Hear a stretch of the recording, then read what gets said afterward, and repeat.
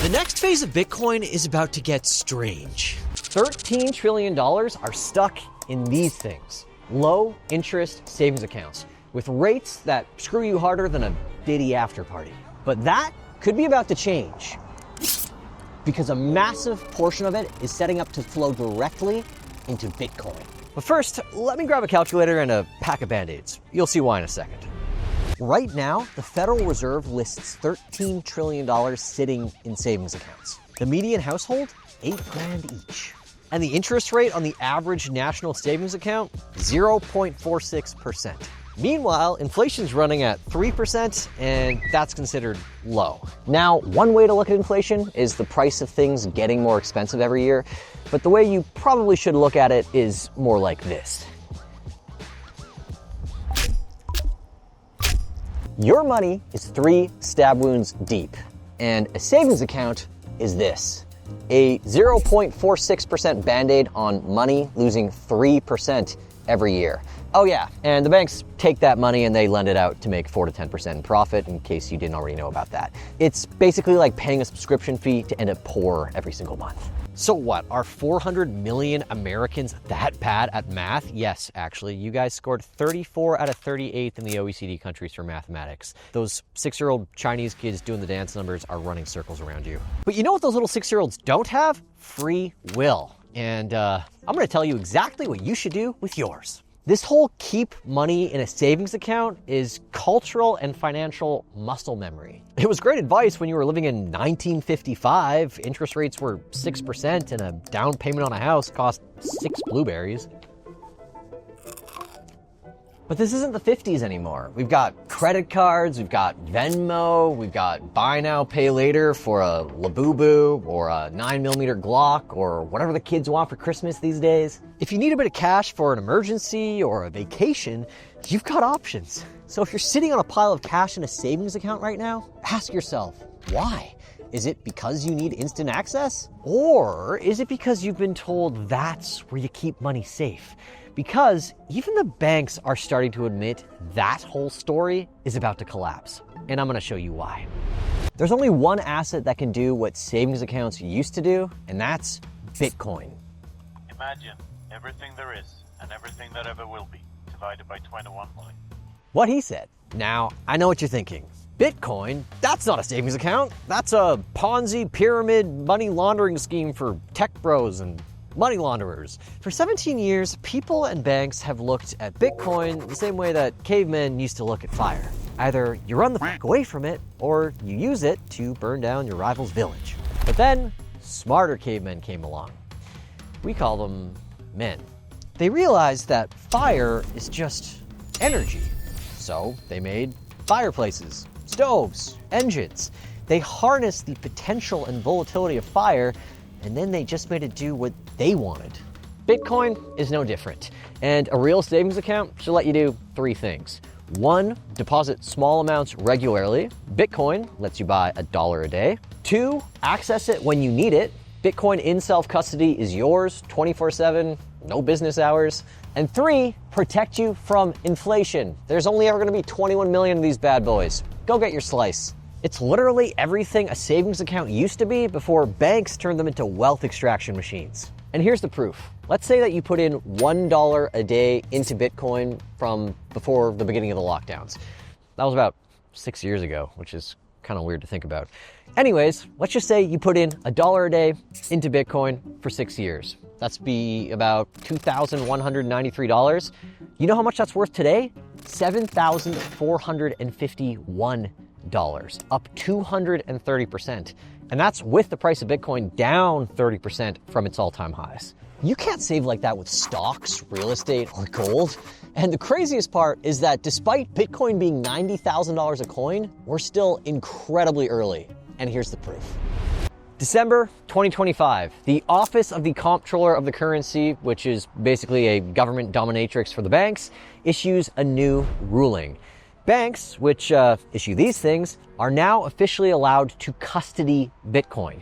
They can buy and sell it on your behalf or even invest in it themselves. The CEO of Vanguard 300 days ago said they would never let their clients touch Bitcoin in their 401ks. Guess what? He just retired last year, all of a sudden.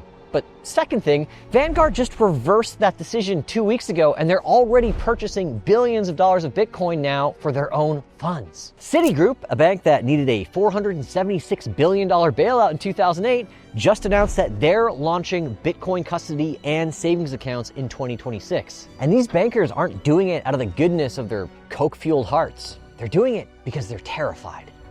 Right now, there's a bill in the Senate called the Clarity Act, and banks are lobbying very hard to kill it.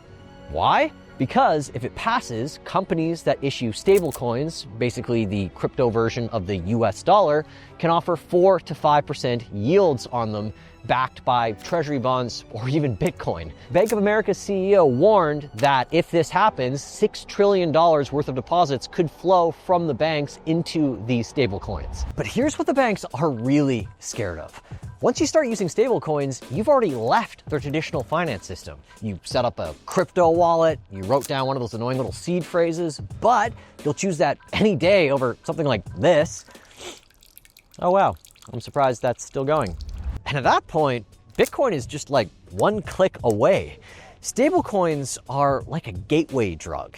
That's why banks are scrambling to offer Bitcoin to their customers, to trap them inside their system before they make that mental shift. Their system's gonna look like this: checking, savings, Bitcoin, like it's always been there. How do they make money? They charge a ridiculous spread. And when you want to go and withdraw it, they make it prohibitively annoying, kind of like they do with cash, so that they can fractionally reserve it and lend it out for even more profit. It's kind of against the whole point of Bitcoin, but most people won't care because all they'll see is the dollar value rising. But if you hold your own Bitcoin, they can't lend it. They can't rehypothecate it. They can't profit from it. You are your own bank. And over the long run, it destroys their business model. So how do you actually become your own bank? Well, I've been holding Bitcoin for 9 years, and I gotta be honest, it's kind of a pain in the ass. Back in the day, self-custody meant memorizing weird strings of letters and numbers and praying you didn't fat finger your life savings into the void. But today, the tools have gotten so much better. If you're gonna get into Bitcoin yourself instead of trusting Jeffrey Epstein's banker, you're gonna need a proper hardware wallet. I like using the Blockstream Jade, and not just because they sponsor this video, so I could get a tax write-off on this gun. I like it because unlike every other Bitcoin hardware wallet, it is 100% open source down to the last microchip. And the code's been stress tested by every hacker with a vendetta and too much Adderall. Plus, it is super simple and intuitive to use, which, to be honest, isn't always the case with these things. If you want one, you can use this code for 10% off. Now, there is one downside to being your own bank, and that's if you die, there's no customer support line your family can call. Banks have sort of figured this one out, but Bitcoin, not so much, at least out of the box, which is why I use a service called Casa for my own family. Casa never holds your Bitcoin or can move it, but they do help you create a specialized vault that allows your family to access your long-term Bitcoin if anything happens to you. Because you never know what those bankers will come after you for. I'm kidding. But they definitely didn't appreciate me coming inside of the branch with a water jug and scissors.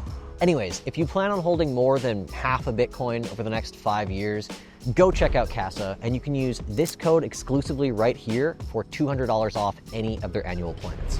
Banks getting into Bitcoin is them finally admitting something that they've been denying for 17 years.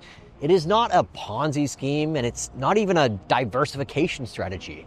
It is the new global standard for savings. That is the next phase of Bitcoin. Michael Saylor just launched his own savings account called STRC that pays out 11% annually. How? It's backed by Bitcoin, which has 60% annual returns. And the market is currently pricing his savings account at a 0% default risk. I want you to think about that for a second. A savings account that pays 11% yield, backed by Bitcoin, with less perceived risk than Japanese treasury bonds. Banks spent the last 17 years shutting down and blocking any accounts linked to Bitcoin. Now they're just gonna show up and offer it alongside savings accounts? That's like your ex showing up at your wedding hoping that you're gonna catch feelings. Sorry, Sydney, I'm already taken. They know trillions of dollars worth is about to flow out of these crap savings accounts, and they're trying to capture as much of it as they can. But what's different about Bitcoin is we now actually have a choice to tell them to kindly f off. Unlike stocks, unlike your 401k, we can own Bitcoin without them. We can have savings accounts without them. And we should.